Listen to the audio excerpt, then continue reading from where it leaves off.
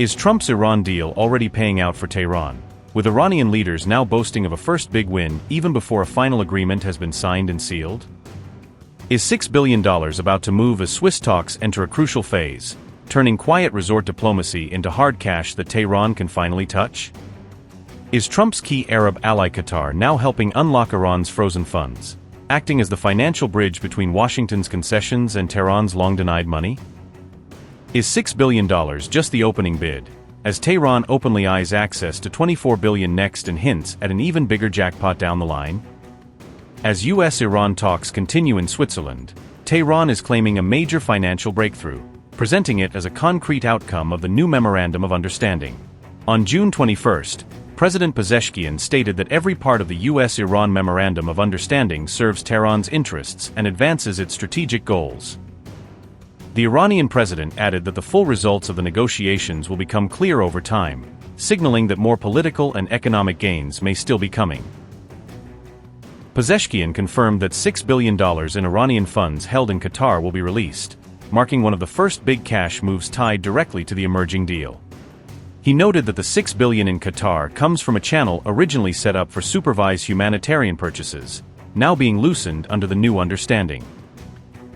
Tehran views this release as only a first step, as it pushes for access to at least $24 billion in frozen funds locked up in banks around the world.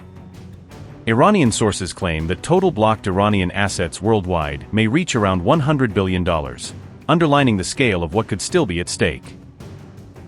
The $6 billion tranche represents one of the first tangible, visible benefits of the emerging agreement, turning abstract clauses into real money. Washington's main condition remains that Iran must not obtain nuclear weapons, tying financial relief to assurances about the direction of Tehran's nuclear program. However, Pezeshkian insisted that Tehran has never sought an atomic bomb and frames the talks as a way to end what it calls unfair pressure.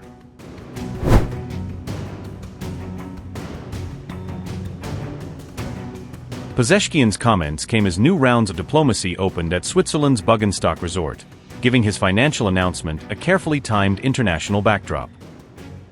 According to Iran, bilateral meetings with Pakistan and Qatar at the resort will be followed by four-party talks, widening the table as the deal's details are hammered out. Foreign Ministry spokesperson Ismail Baghai outlined a full day of staged meetings, signaling that Tehran sees the Swiss track as the central arena for securing its next concessions. We are scheduled to have a one-day meeting.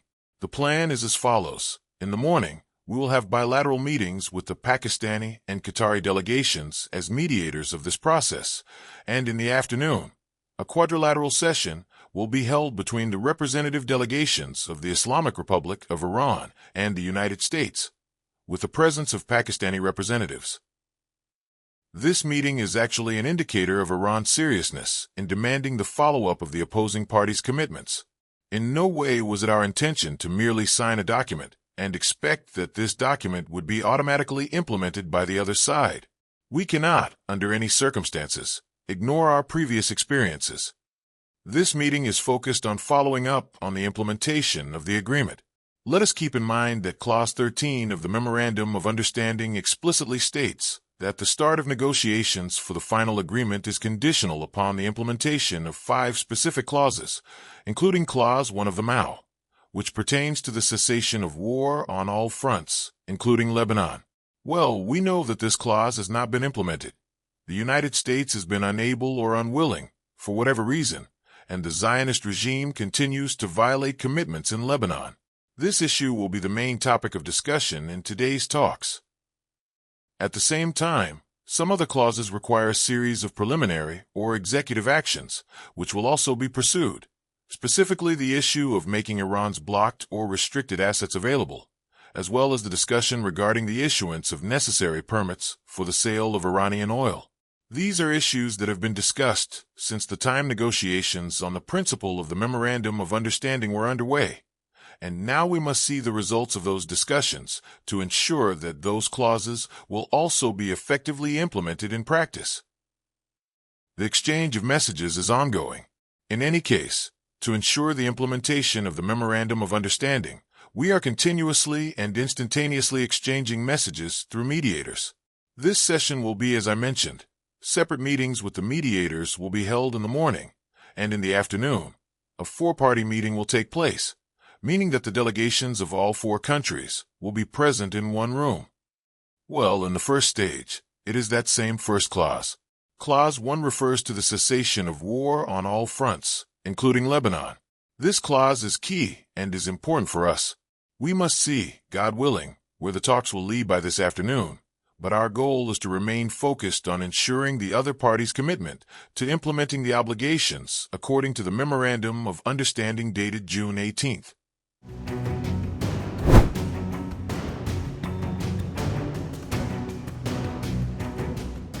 Iran and the U.S. appear prepared to resume negotiations even as tensions remain elevated over the continued closure of the Strait of Hormuz.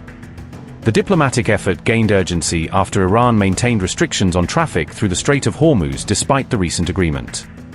U.S. Vice President J.D. Vance traveled to Switzerland on June 20th as Washington sought to restart direct engagement with Tehran. An Iranian delegation also arrived in Switzerland as both sides attempted to build on the framework established by the Memorandum of Understanding. Pakistan's Prime Minister Shehbaz Sharif and Army Chief Asim Munir are expected to participate as mediators during the talks.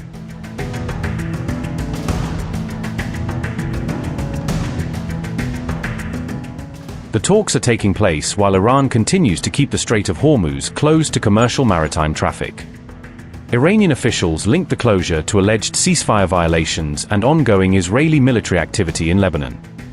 Tehran has presented the measure as leverage intended to ensure full compliance with the terms of the agreement.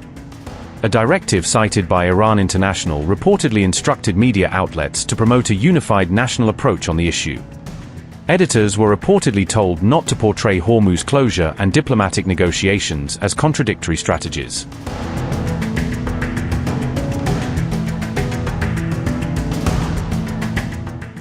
IRGC-affiliated Tasnim argued that the Strait of Hormuz should remain closed despite the resumption of negotiations.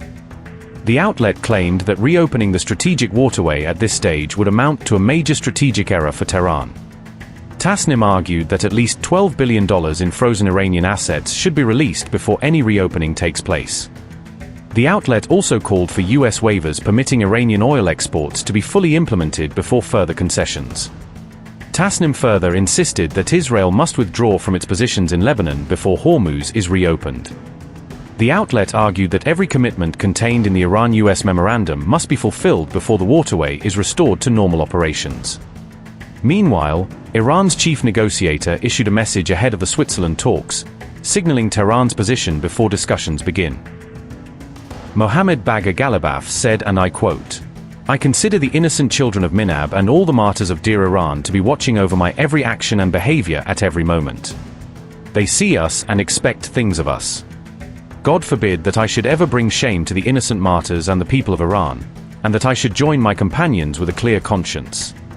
Companions for whose reunion I eagerly await." Unquote. Looking forward to starting the technical talks with the Iranians, the Pakistanis, and the Qataris. Our understanding is that the Iranians just landed, the Qataris and Pakistanis, and some of our technical negotiators still on the ground. So look, we'll have a couple days of talks. We're going to get this thing kicked off in the right way. There's a lot to discuss, but we're going to go through it all. When did Lebanon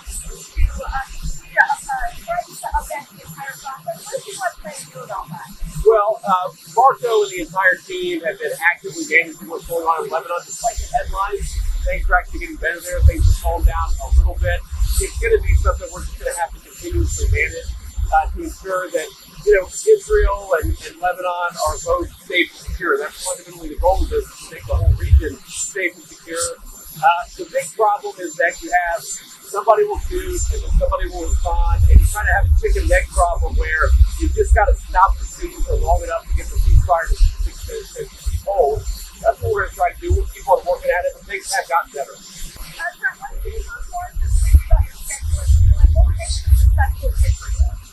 Well, I think number one, just getting things set up in the right way and getting the actual structure of the negotiation in place. So the way that we're going to do this is that we're going to have a principal level political leadership at the top, and then obviously the technical team is going to stay on the ground.